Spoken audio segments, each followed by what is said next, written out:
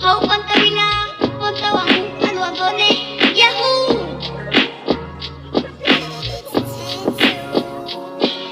Hey yo, kalau kal milawin kasi lawit kasi kang gamit tuwa kiyot china malay nun o kan panlay nun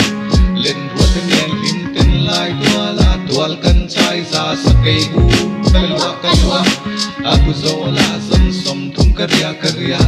som laylon din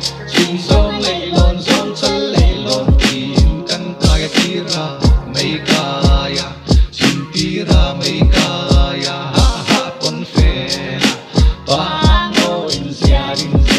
pang uy pango pang paro pango insia tin kan kontau santin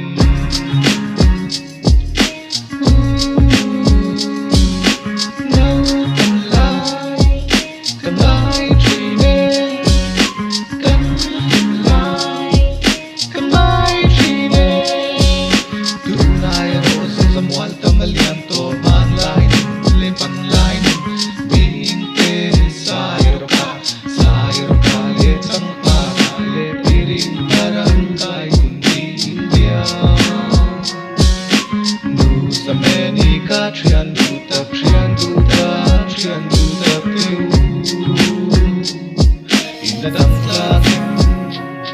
indam tlangin no panlay ka handon kirak manlay ito na ilaw talagang hinlay lay tuwal lengin tuwal cara LONODON dulce pomrik bayin biru siapkan bayan biru sa utakan no panlay kuyangin ikan no panlay ka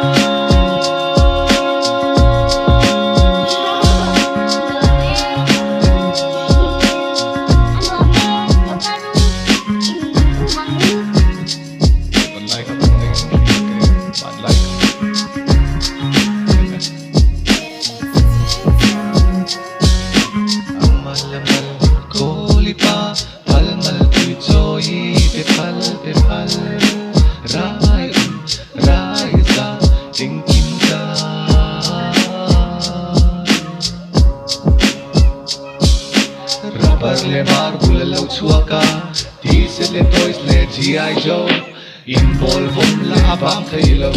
Inkoy bale in nokte Inde san le in cheng Kapilman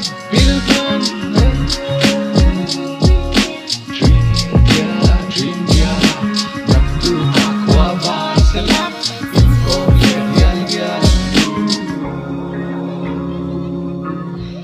Mang cha, một tui.